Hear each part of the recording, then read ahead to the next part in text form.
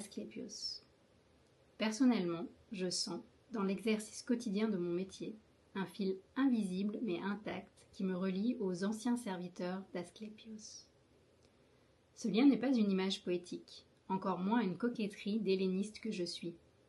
Il est une réalité intérieure, presque une fidélité secrète.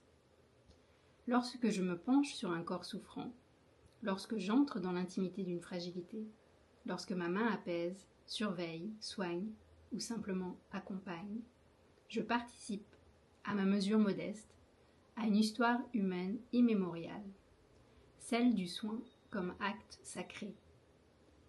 Les prêtres d'Asclépios ne guérissaient pas seulement une plaie ou une fièvre, ils accueillaient la souffrance humaine dans toute sa profondeur, dans ce qu'elle a de charnel, de psychique, de spirituel et même de métaphysique. Ils savaient que soigner, c'est d'abord reconnaître dans l'autre une dignité inviolable.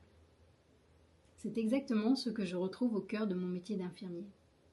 Au-delà des protocoles, des cotations, de la technique, des fatigues administratives et des contraintes économiques, demeure cet acte nu et essentiel.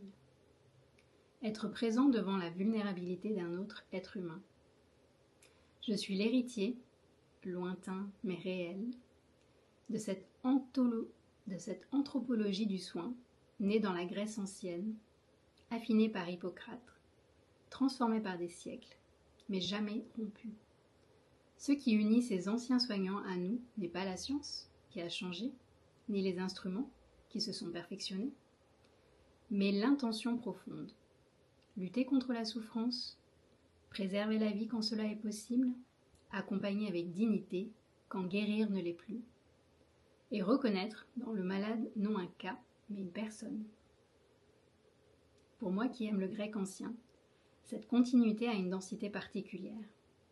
Thérapeia signifiait à la fois soin, service et attention portée à l'autre. Tout est déjà là.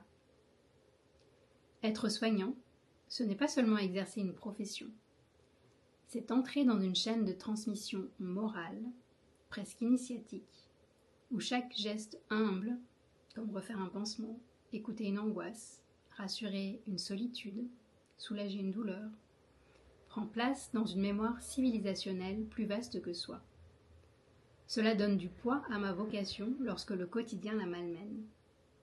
Cela rappelle à l'infirmier libéral que je suis que ma valeur ne se mesure pas uniquement à ce que l'institution rémunère, mais aussi à ce que mon geste incarne. Je ne suis pas seulement un exécutant sanitaire contemporain. Je suis, d'une certaine manière, un passeur d'humanité inscrit dans une lignée ancienne.